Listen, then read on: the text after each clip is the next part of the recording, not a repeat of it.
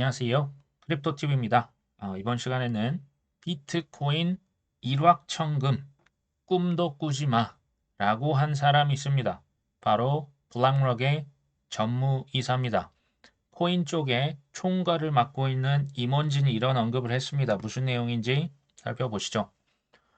블랙록 CEO 레리 핑크 회장이 또 이렇게 인터뷰 나와서 비트코인 현물 ETF 수요가 이렇게 높을 줄 몰랐다. 기분이 매우 좋다. 이렇게 언급합니다. 진짜 몰랐을까요? 저라도 이제 출시하기 전에 좀 궁금했을 것 같긴 합니다. 뭐가 궁금했을까요? 이거 ETF 승인되면 사람들이 진짜 비트코인 많이 살까? 그 전에 이제 작년 10월 17일자로 한번 가보기로 하겠습니다. 그때 뭐 어떤 오보가 있었습니까? 블랙락의 비트코인 현물 ETF가 승인됐대 라고 코인텔레그래프에서 인턴이 실수를 했습니다. 말이 잘 이해는 안 되죠. 어쨌든 이때 전 세계적으로 선물 옵션만 수천억이 청산이 됐고요. 뭐 현물까지 하면 조 단위의 피해가 발생을 했죠. 전 세계적으로 그런 참사가 벌어졌는데 뭐라고 했습니까? 미안하다. 잘못된 정보였다. 사과를 하고 끝납니다. 이걸로 인해서 뭐 처벌을 받았다. 뭐 누가 감옥에 갔다 들어보신 적 있으십니까? 일절 없었죠. 이거는 마치 비트코인 ETF가 되면 사람들 이거 많이 살까? 저라도 궁금했을 것 같습니다. 혹시 사전 테스트가 아니었나? 라는 뭐 지금까지는 의혹으로 남아 있습니다. 블랙록의 CEO 3월 28일자 비트코인의 장기 생존 가능성 매우 낙관적이다. 더 많은 우리는 유동성과 투명성을 갖춘 시장을 구축하고 있으며 과거에는 예측도 못했다, 생각도 못했던 일이다. 상식으로 알아두시면 좋습니다. 블랙록은 미국 국채 최대 판매자입니다. 그러니까 중개자죠. 심지어 미국의 연준도 자산을 그러니까 이렇게 사고 팔고 할 때 연준이 블랙록의 고객입니다. 참고로 알아주시면 되겠죠. 블랙록이 지금 무슨 단어를 씁니까? 유동성이란 단어를 쓰고요. 투명성은 이제 블록체인이니까 이제 거래 내역을 다 볼 수가 있는 거고요. 더 큰 유동성을 확보하겠다. 그래서 시장을 구축하겠다 이런 표현 씁니다. 높은 유동성이 뭡니까? 거기에 돈이 차고 넘쳐서 항상 미국의 국채, 괄호 열고 닫고 국가 부채죠. 미국의 빚을 전 세계에 더 빠르고 편하고 저렴한 수수료로 뭐한다? 수출할 수 있다. 이러면서 본인들은 뭘 가져갑니까? 수수료 수익을 가져가겠다. 이게 이제 우리나라 업비트 기준으로 제가 설명을 드리면요. 우리나라에서 다른 거래소보다 왜 업비트를 더 많이 씁니까? 물론 편하기도 하죠. 근데 유동성이 제일 풍부합니다. 그러니까 이제 가격이 촘촘하게 있기 때문에 내가 사려고 하는 가격 좀 그나마 이제 뭐 김프가 끼면 어쩔 수 없지만 다른 데 비해서는 이제 저렴한 가격에 사고 비싼 가격에 잘 팔 수가 있죠. 그런 것 때문에 업비트를 씁니다. 굳이 블랙록을 쓰는 이유가 있습니까? 있죠. 블랙록에 뭐가 제일 풍부하다? 유동성이 풍부합니다. 그리고 지금 세계 1위 자산 운용사라는 브랜드가 있는 거죠. 블랙록이 그냥 뭐 예전에 ESG 경영 뭐 여러 가지 내러티브 외치면 그냥 갑니다. 블랙록이 지금 디지털 자산 토큰화 외쳤지 않습니까? 그냥 간다. 온도 파이낸스 제가 예전에 한 말씀드린 바가 있습니다. 여기에 보시면 지금 오른쪽 아래쪽에 OUSG라고 하는 상품이 있죠. 이게 뭘 파는 상품입니까? 미국의 국채, 정확히는 단기 국채를 토큰화해서 파는 상품입니다. 이 온도 파이낸스가 이거 이제 OUSG 이게 이제 미국의 국채 지금 상품이라는 것 좀 확인하셨죠? 이 기사를 보십니다. 자, 온더 파이낸스가 OUSG, 이거 미국 국채 파는 토큰화 상품이죠. 실시간 결제 지원을 위해서 어디로 자금을 이전했다? 블랙록 펀드로 자금을 이전합니다. 자산 토큰화 이 지금 플랫폼 온더 파이낸스가 미국 국채를 실시간 결제 서비스 지원을 위해서 블랙록 최초의 토큰화 펀드 B들로 9,500만 달러 상당의 자산을 이전하고 있다. 온더 파이낸스는 이 지금 OUSG 미국 단기 국채를 지금 결제 서비스를 출시할 예정으로 해당 서비스는 뭐다? 연중 무휴 24시간 돌아간다. 혁신이죠. 여기 이제 온더 파이낸스의 대표가 많은 투자자가 이거 그러니까 미국 국채를 이렇게 상환하는데 서로 이제 돈 주고받고 정산하는데 시간이 너무 오래 걸려서 이제 사용자들이 투자자들이 이거 좀 안 썼는데 이 문제를 해결하기 위해서 즉각적인 결제 서비스를 이젠 지원하겠다. 지난주 출시된 블랙락 토크나 펀드를 활용한 이 암호화폐 프로토콜 사용의 첫 번째 사례가 된다. 자, 온도 파이낸스가 블랙록 자산 토큰화의 첫 번째 적용 사례가 지금 되고 있다는 얘기가 됩니다. 지금 돈이요. 지금 계속 온도 파이낸스로 쭉쭉쭉 들어가고 있습니다. 현재까지 약 2,600억 원, 우리 돈으로 이 정도 돈이 지금 들어갔거든요. 근데 블랙락 전체 자산 운용액이 우리 돈으로 치면 1경 3천조 원입니다. 자, 그거에 비하면 2,600억 원은요. 세 발의 피도 안 되죠. 이거 퍼센티지로 하면 1%가 아니라 0.02%도 아직 안 됩니다. 뭡니까? 그냥 테스트하고 있는 겁니다. 마중물 정도로 보시면 되겠다. 참고로 또 말씀을 드리죠. 온도 파이낸스 좋은 코인 전 맞다고 봅니다. 중장기적으로 유망하지만 지금 산다는 그건 제 영역은 아닌 것 같아요. 매수 매도에 대한 추천은 저는 하지 않을 예정입니다. 단기적으로 가격이 많이 급등했다는 것을 생각하시고 신중한 결정을 하셨으면 합니다.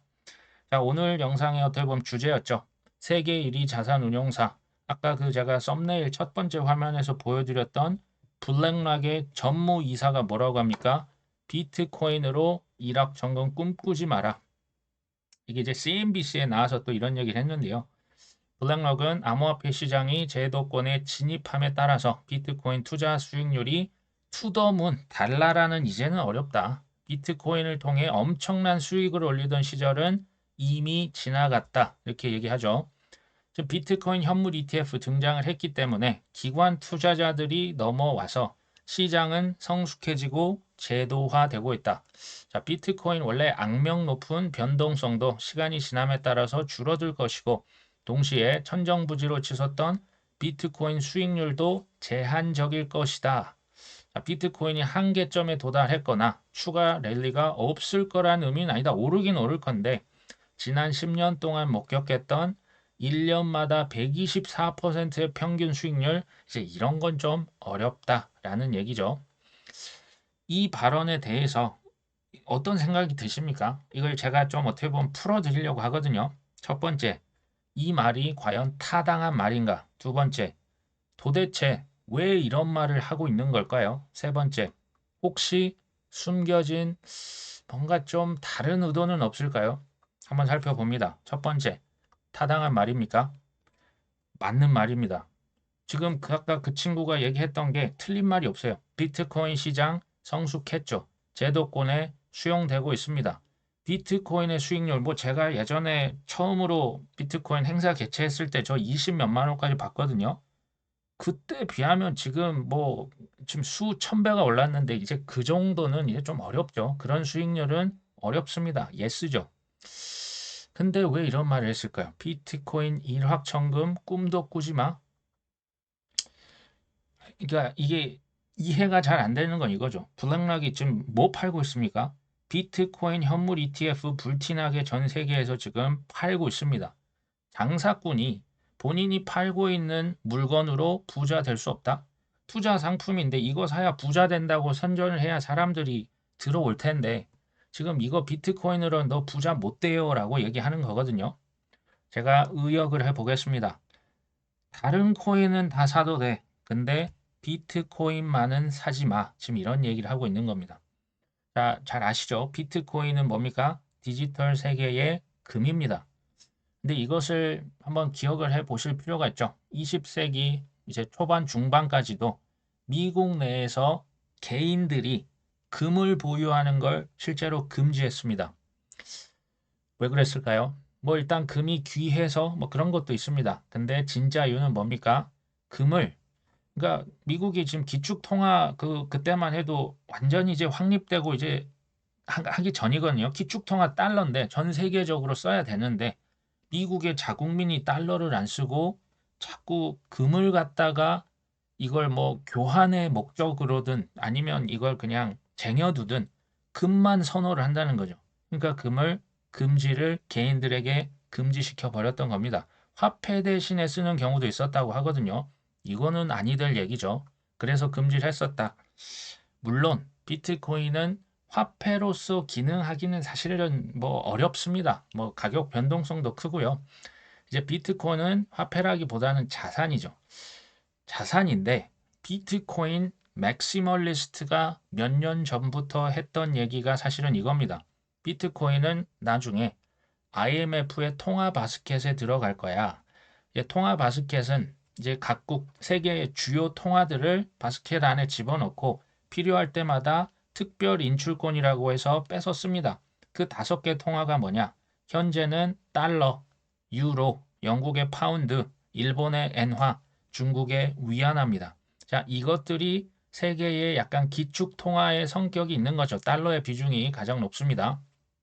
근데 우리는 이제 알고 있죠. 법정 화폐, 종이 돈의 수명이 지금 거의 다 돼가고 있습니다. 이게 그러면 어떻게 이동한다? 디지털 머니로 바뀌어야죠. 디지털 돈으로 바뀌어야 됩니다. 그게 뭐다? CBDC, 스테이블 코인, 그리고 우리가 투자하고 있는 코인. 이 세 개가 디지털 머니 삼총사라고 보시면 되겠죠. 근데 CBDC를 한번 예로 들어서 말씀을 드리면요. CBDC는 돈은 돈이 디지털 머니인데 여기에 프로그래밍이 가능합니다. 어떤 기능들을 마음껏 집어넣을 수가 있죠. 쉽게 말씀을 드리면요. 이거 마음껏 조작이 됩니다. 코로나 때 우리 예전에 그 무슨 지원금 받았던 거 기억나십니까? 이게 CBDC를 마음껏 발행할 수도 있고 폐지할 수도 있거든요. 근데 이런 기능 넣을 수 있어요. 사용처를 제한시켜 버릴 수가 있습니다. 어디에서만 쓰세요. 전통시장에서만 쓰세요. 백화점은 안 됩니다. 대형 쇼핑몰은 안 됩니다. 그리고 8월 31일까지 쓰시고 그 이후에는 쓰실 수 없습니다. 이 기능을 예전에 기억나시죠? 지원금 할 때 그게 이제 적용이 됐었죠. CBDC가 이런 기능을 마음대로 넣을 수가 있습니다. 어떤 일이 벌어질까요? 한, 한 6년 후로 가보겠습니다. 2030년이라고 가정을 해보시죠. CBDC 이제 쓰입니다. 미국은 미국의 CBDC, 중국은 중국의 CBDC가 있겠죠. 미국과 중국이 근데 무역을 할 거 아닙니까? 근데 무역 대금을 이제 미국에서 이제 중국 뭐 물건을 이렇게 하고 대금을 받았다고 하겠습니다. 중국의 위안화를 미국에서 받았는데 이게 CBDC인 거죠. 그럼 미국에서 중국의 CBDC 이거 안에 무슨 짓 한 거 아니야? 안 그래도 앙숙이죠. 미국과 러시아 서로가 서로를 믿습니까? 안 믿죠.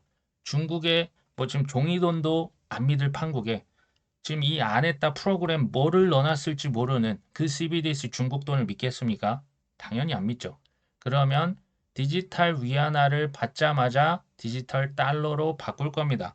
그 과정의 연결 과정에 쓰이는 게 뭐다? XRP입니다. 스텔라 루멘도 있긴 한데요. 스텔라 루멘은 좀 더 송금에 최적화가 되어 있고요. XRP는 이런 거 이제 결제나 정산에 최적화가 되어 있죠. 지금의 중남미나 아프리카에서도 지금 현재 진행형으로 지금 진행되고 있는 게 뭡니까? 화폐가 재구시를 못합니다. 이 나라 국민들은 구매력의 보존을 위해서 그리고 생존을 위해서 뭘 삽니까? 비트코인을 사고요. 그 스테이블 코인 USDC, US 테더를 씁니다. 이거 지금 벌어지고 있는 거죠. 왜 이런 일이 벌어집니까? 자국의 화폐는 자고 일어나면 누군가 찍어가지고 이제 같이 굉장히 절하가 되는데 달러랄지 아니면 그 이제 비트코인은 가치가 유지될 뿐 아니라 비트코인 지금 엄청나게 가치가 올라갔지 않습니까? 쓰지 않습니까? 그러니까 가치가 유지되고 상승되고 이 비트코인이나 이 USDC, US 테더 이런 것들은 세계 어디서나 받아줍니다. 그러니까 이 중남미나 아프리카에서는 지금 이것들을 쓰고 있습니다. CBDC가 활성화되면 이런 문제가 발생합니다. 미국이나 중국, 미국과 러시아, 미국과 사우디아라비아, 다른 나라 돈을 믿을 수 있다고요? 불신이 생깁니다. 그러면 가치가 있는데 동시에 중립적인 뭔가가 필요합니다. 이게 뭐라고요? 이게 바로 비트코인이 될 가능성이 있다는 거죠. 지금 전 세계 각국의 중앙은행들이 작년부터 뭘 많이 매수했습니까? 이제 미 국채를 잘 안 삽니다. 미국 쟤네들 맨날 돈 찍어서 그 부채가 장난 아니라며 안 사는 겁니다. 불신이 이제 팽배하죠. 대신 뭘 샀다? 금을 삽니다.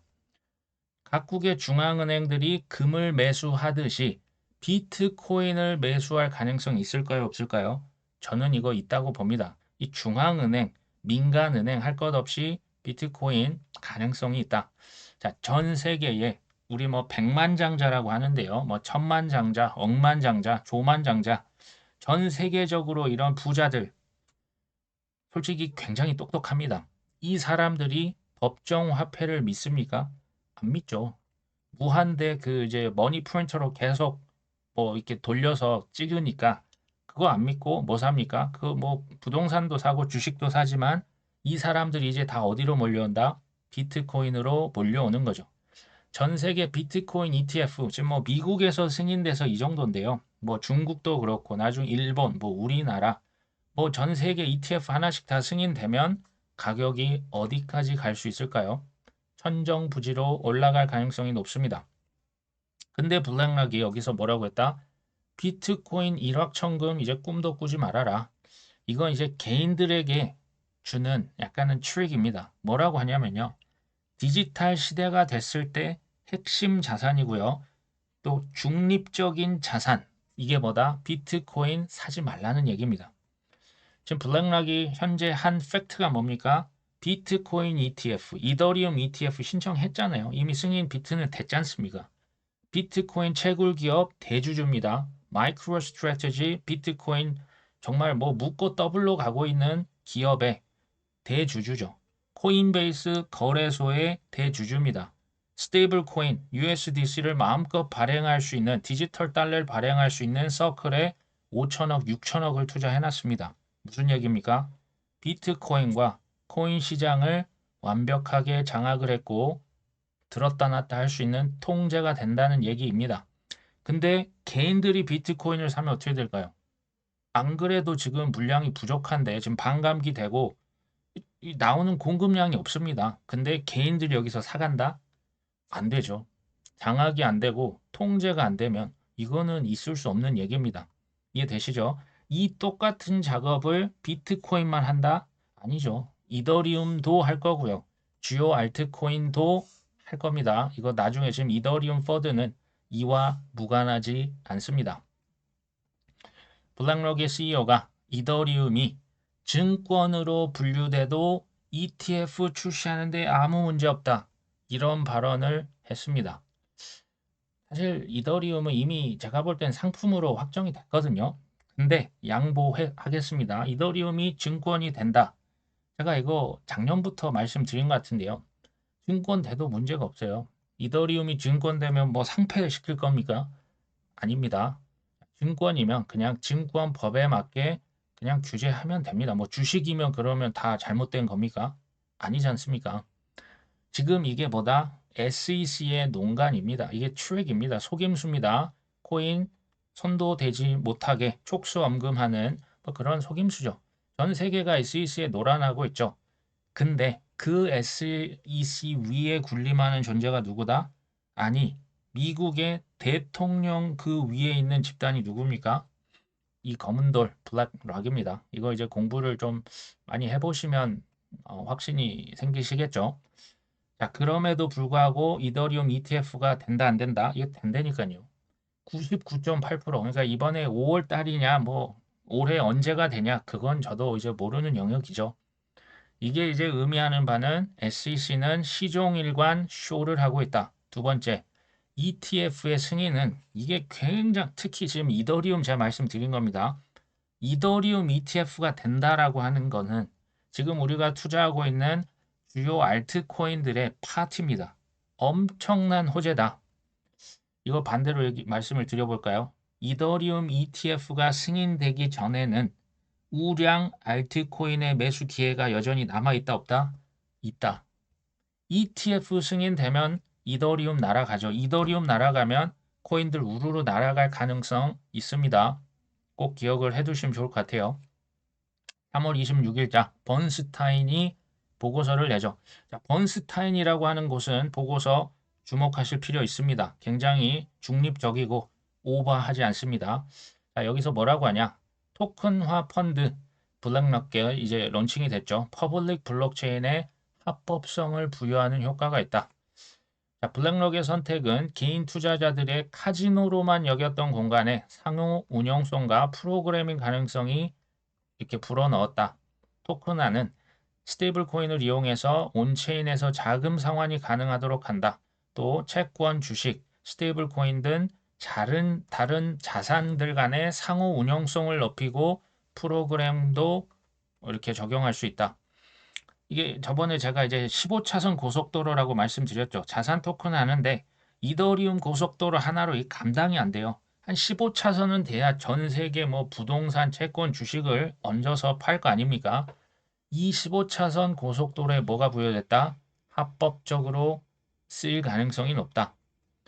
그러니까 제가 이제 뭐 이더리움만 짱이다 이렇게 이제 오해하시는 분들이 있습니다. 아닙니다. 이더리움 좋죠. 근데 다른 고속도로 중에서 제가 볼 때 아직도 상대적 저평가 널려 있습니다. 한번 잘 찾아보십시오. 두 번째, 상호 운용성.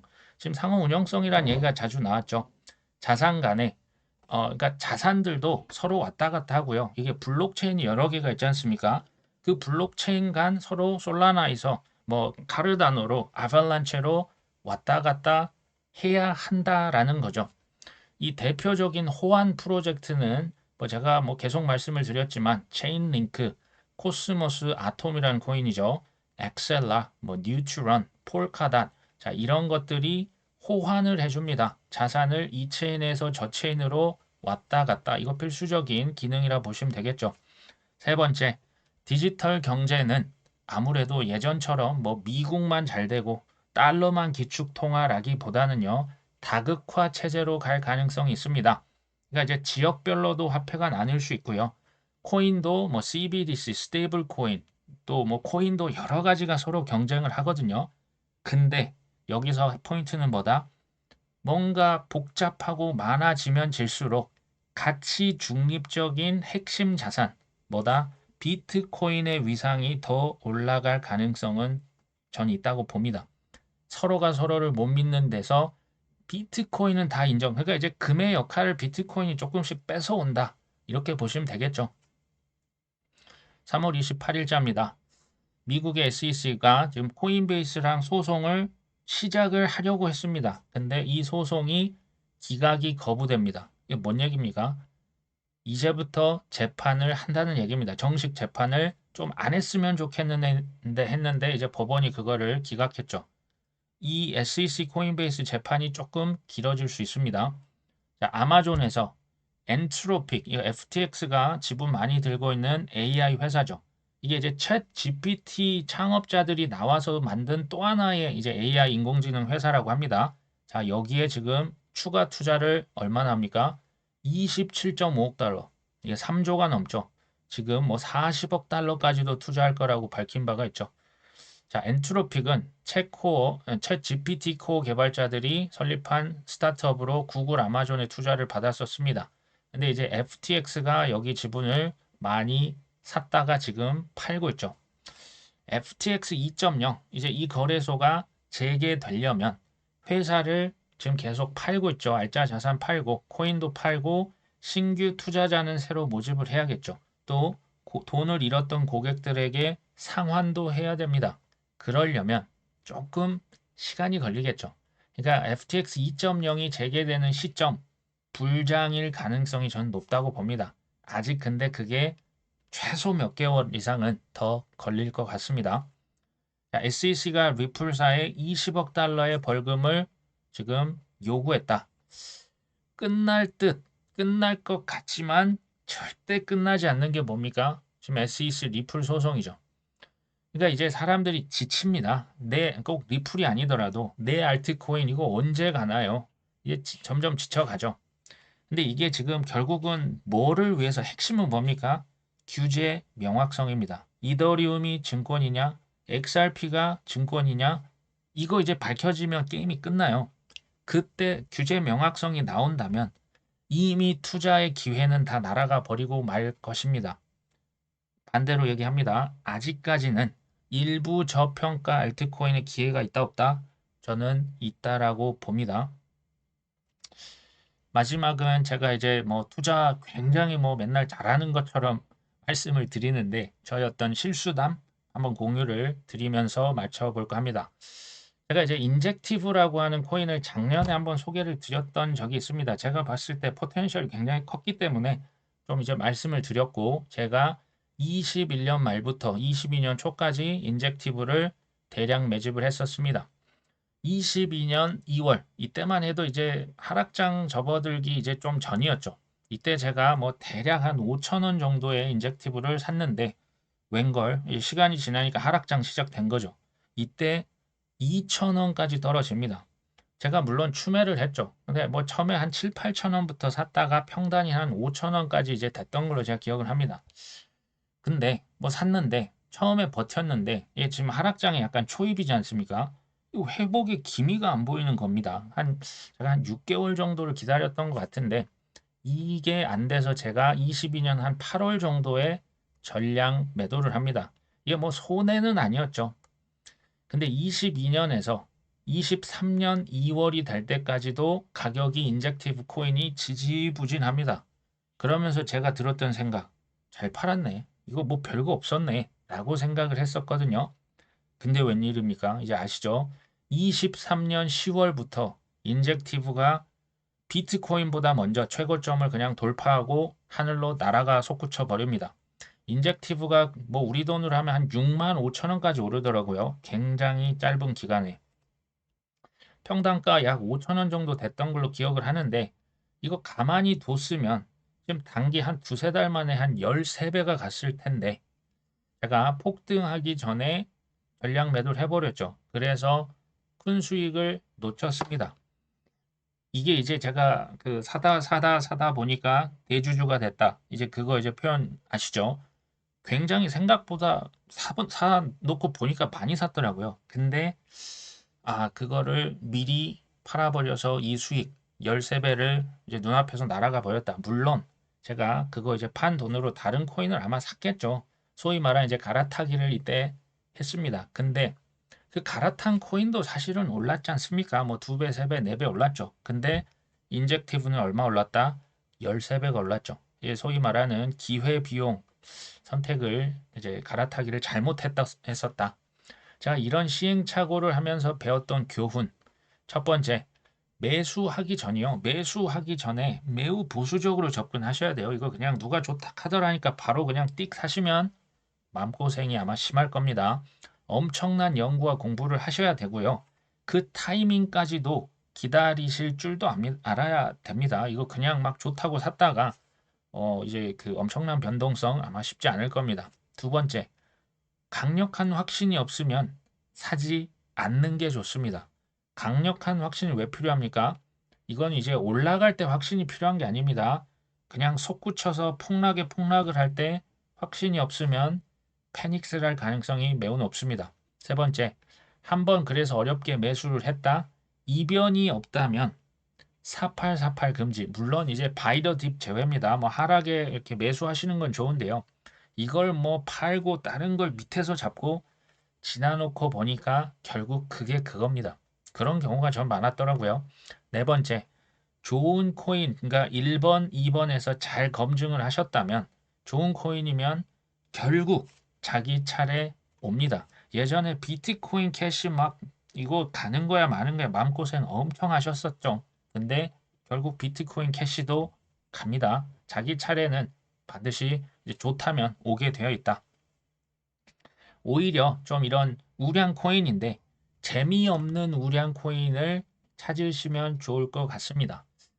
왜냐하면 이 지금 코인 탈출, 코인 우리가 투자하고 있는 이유, 뭐 여러 가지 이유를 하고 있는데요. 앞으로 1년에서 아주 길게 봐도 2년 내에 승부가 갈립니다. 반대로 얘기합니다. 1년에서 2년 내에 승부를 못한다.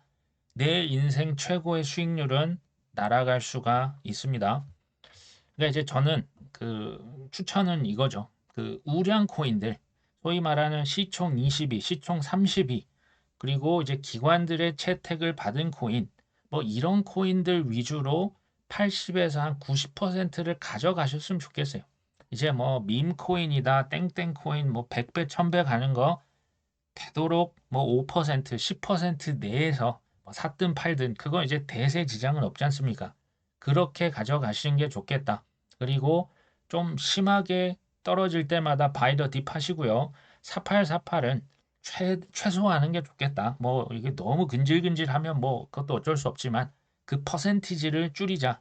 자, 그렇게 한다면 모르겠습니다. 한 25년 어느 시점이 되면 10배에서 한 20배까지는 크게 문제되지는 않을 것 같습니다. 단 비트코인, 이더리움은 10배, 20배는 어렵습니다. 근데 이게 쉬울까요? 제가 말씀을 쉽게 드렸지만 이게 쉽지는 않습니다. 근데 이제 투자가요. 가만히 생각해 보시면 제가 아까 인젝티브 말씀을 드렸죠. 최고의 인내심을 가진 사람에게 마지막에 다 몰아주는 게임입니다. 이거 잘 기억을 하셔야 됩니다. 최고의 인내가 없으면요. 4848 하면서 코인 수량 다 날아갑니다. 결국 기회 놓치고요. 나중에 땅을 치고 후회합니다. 하늘로 날아가 버렸을 때 내가 이미 팔았기 때문에 그때 껄껄껄 하는 거죠. 그때 안 팔았어야 했는데 중요한 건 끝까지 그러니까 좋은 코인인지 검증을 하셨다면 그냥 엉덩이 무겁게 눌러 앉아 있는 게 가장 좋습니다. 가만히 앉아 있으면 태풍이 돼지도 하늘로 올려 버릴 수 있다. 자, 오늘 방송은 여기까지 합니다. 끝까지 시청해 주셔서 감사합니다.